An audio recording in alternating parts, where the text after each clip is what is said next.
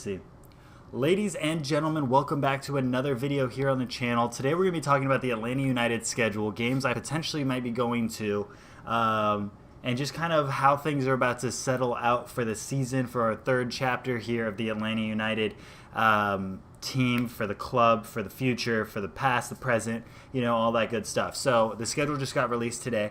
It was released about an hour ago as I'm recording this, but I've just started sitting down. I got my chat up. We're on stream right now, and we're going to talk about the schedule before I jump into an Atlanta United career mode you guys are going to see on this channel. So, or not in Atlanta United career mode. I lied, but that's fine.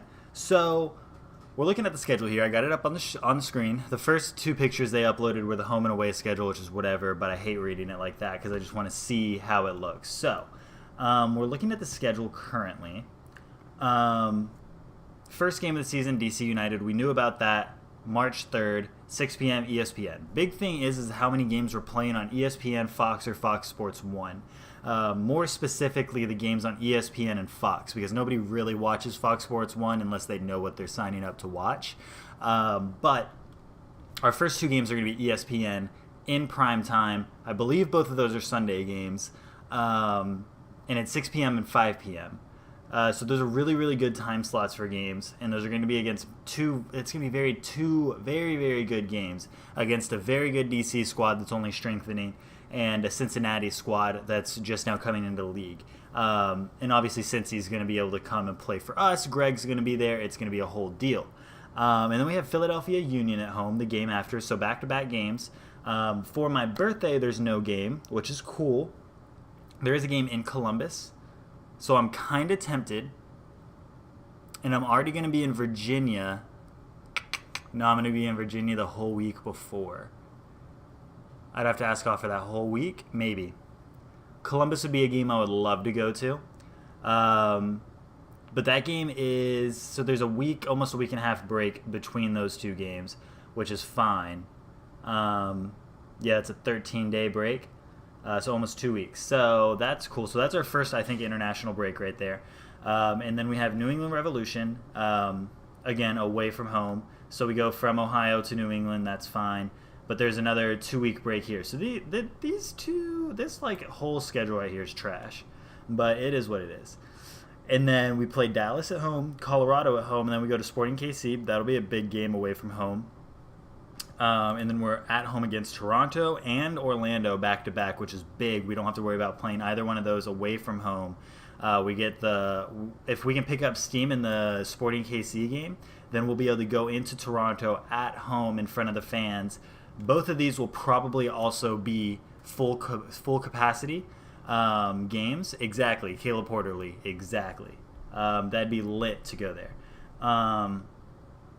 So Toronto and Orlando are probably both going to be full capacity games, back-to-back games within a 5-day span.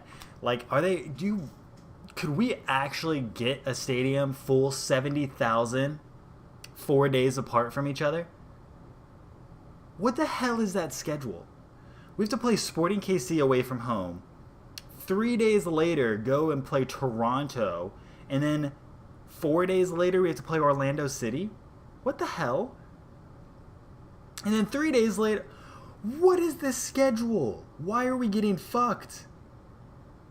Vancouver, 3 days after that, 4 days after, so we have to go to fucking Vancouver, and then to New York, and then to Real Salt Lake. What? We're about to be on a plane for 90% of our season. And then we get to come home. God, what the fuck, bro? Who decided this? And then we got Minnesota at home, Chicago at home, and then at Toronto, back home for Montreal. That'll be a good game at home. And then away to Chicago, home for Red Bulls, away to Seattle, home for Houston. Let me look at the dates for these games too. So, oh my God, dude. 26, 29, 3-7.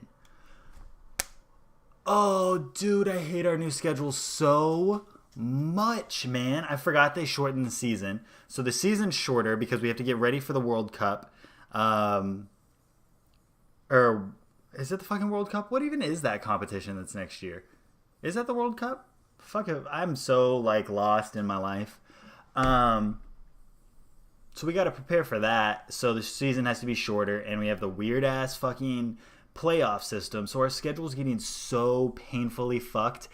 And on top of all of this, we have to play in the Champions League. Like, look at this schedule. So luckily we get a break here. Hopefully, I mean, it is the international break, but hopefully we have a Champions League game in here too, potentially. But I don't know, depending on the international break. So maybe this schedule gets moved around a little bit, depending on how far we make it in the Champions League. But I guess the Champions League will be over, what, like here in like May, I think? Or is it over before that? I don't even remember. Because I never really paid attention to it. But, like, why, dude? So at Toronto, then we have to come back and play at home for Montreal, go to Chicago, come back home for New York, and then we get a week break where we get to go to Seattle. And then 3 days later, we got to come back home and play Houston. And then 4 days later, we got to be at home to play against DC. And then 6 days later, we got to go to LAFC.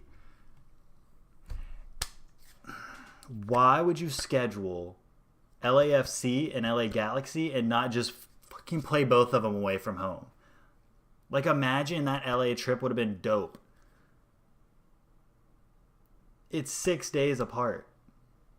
Ugh, that's so annoying.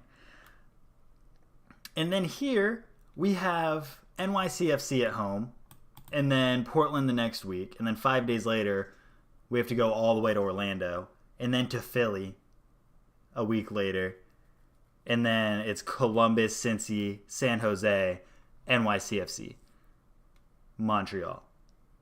And then we get a break, New England, and then playoffs.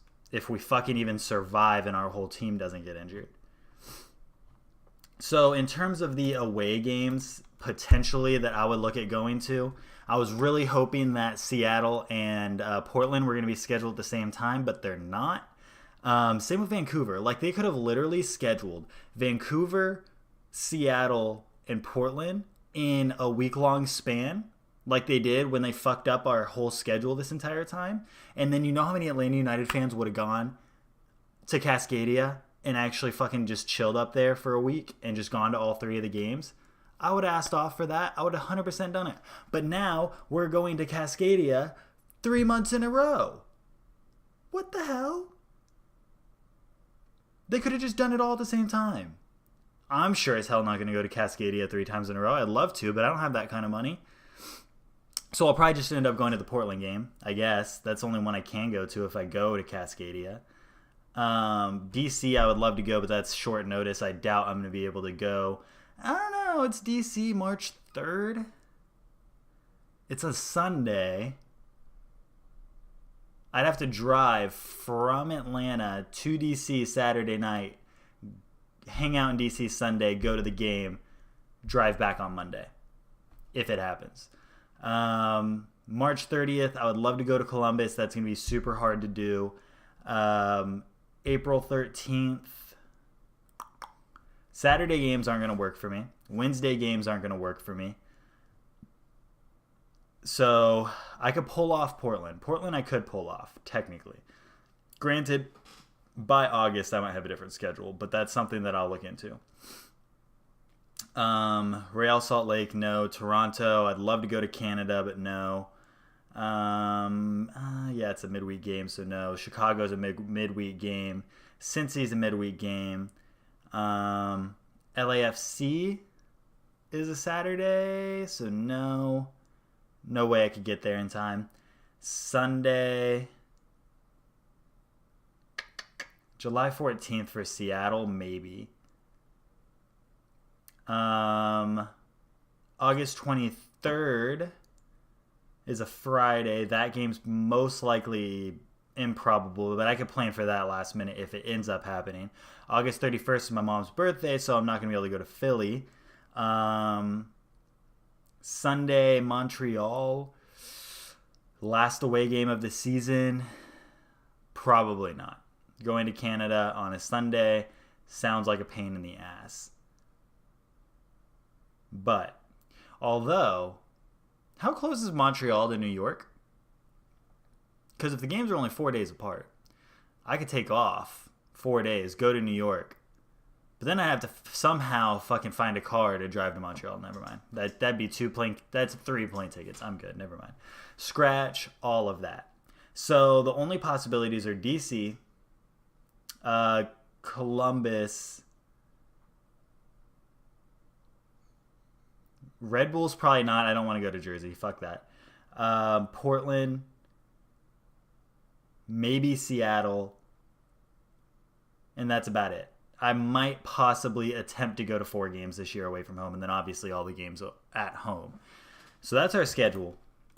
That's how we're looking. We're ending the season against New England at home, which is cool.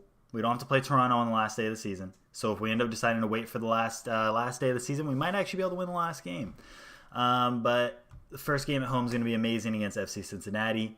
And I think that's good. That's our schedule. Let me know what you guys think in the comment section down below. If you guys are watching this as a YouTube video, this video will most likely be going up the day after the schedule gets released, so everybody's had time to digest. Let me know what you think about how many games we're playing in such a short period of time, plus the Champions League, plus the U.S. Open Cup. Are we going to make playoffs? We're definitely not winning the Supporters' Shield with how many games we have to play.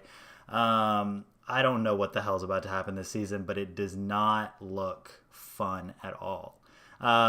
It's going to be fun for the Cincinnati game. We'll get to start the season. We'll see if we end up losing against DC away from home, coming to Cincinnati. Imagine we got smacked by the new kids on the block. Our season's going downhill if that happens. But other than that, if you guys did enjoy, make sure you like, comment, and subscribe. And until the next one, I'll see you guys later. Peace.